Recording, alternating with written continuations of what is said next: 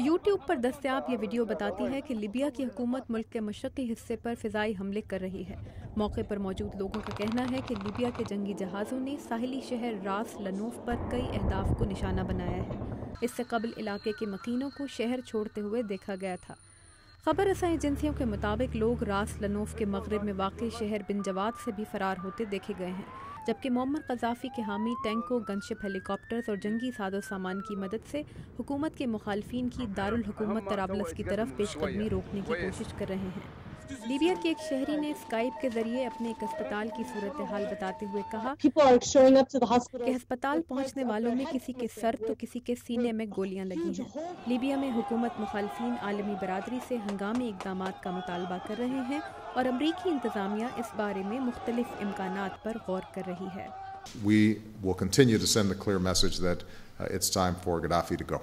सदर ओबामा ने ये बात गुज़श्ता हफ्ते कही थी, लेकिन दो अहम अमरीकी सेनेटर्स जो लीबरमैन और जॉन मकेन, जो हाल ही में खित्ते के दौरे से वापस आए हैं, लीबिया को बैनुल-अक़वामी नो फ्लाई जोन करार देने पर जोर दे रहे हैं। हम बहुत आसानी से पुराने जहाज़ों पर मुश्तमिल लीबिया के फ़ज़ाई दफ़ाई निज़ाम को गैर फ़ाल कर सकते हैं। लेकिन अमरीकी सेक्रेटरी दिफा रॉबर्ट गेट्स का कहना है कि नो फ्लाई जोन का मतलब इससे कुछ ज़्यादा होता है। नो फ्लाई जोन का मतलब है लीबिया पर हमला, उनके फ़ज़ाई दफ़ा का निज़ाम तबाह करना। इसके बगैर नो फ्लाई जोन नहीं बन सकता। अमरीका के दो जंगी बहरी जहाज़ इस वक्त बहरा रोम में मौजूद हैं, लेकिन माहिरीन का कहना है कि लीबिया के फ़िज़ाई निज़ाम को नाकारा करने और उसकी फ़िज़ाई हदूद की निगरानी के लिए मज़ीद बहरी और फ़िज़ाई वसाइल और अमला दरकार होगा। नो फ्लाई जोन करार देने जैसे किसी पेचीदा इक़दाम में सबसे मुश्किल चीज़ वसाइल की दस्तयाबी, हमलों के आगाज़ की जगह का तयन और ऐसे ऑपरेशन के अखराजात हैं।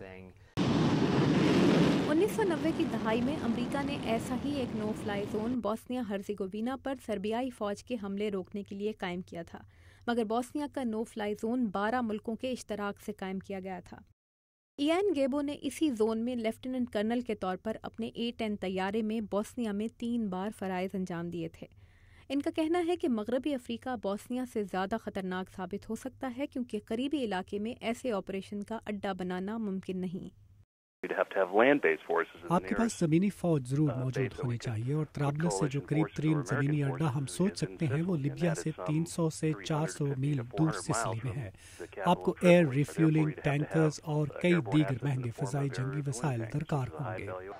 बाज़ माहिरीन को लीबिया के अवाम पर अमरीका के तासुर की फ़िक्र भी है।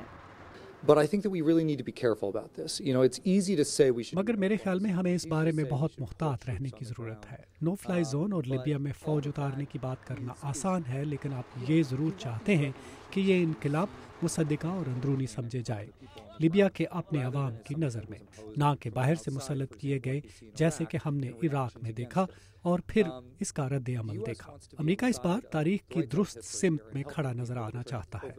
बाज़ माहिरीन का कहना है कि अमरीका किसी मुत्तफ़िक़ा इक़दाम का मंसूबा नहीं बना रहा, लेकिन अमरीकी हुकाम लीबिया को नो फ्लाई जोन करार देने के लिए नेटो या अक़वाम मुत्तहिदा की मंजूरी का इंतज़ार कर रहे हैं। दूसरी तरफ अक़वाम मुत्तहिदा ने लीबिया की सूरत हाल की वजह से बेघर होने वालों की इंसानी बुनियाद पर फ़ौरी मदद की अपील की है। कैरोलाइन परसोटी के साथ ताबिंदा नईम, उर्दू VOA।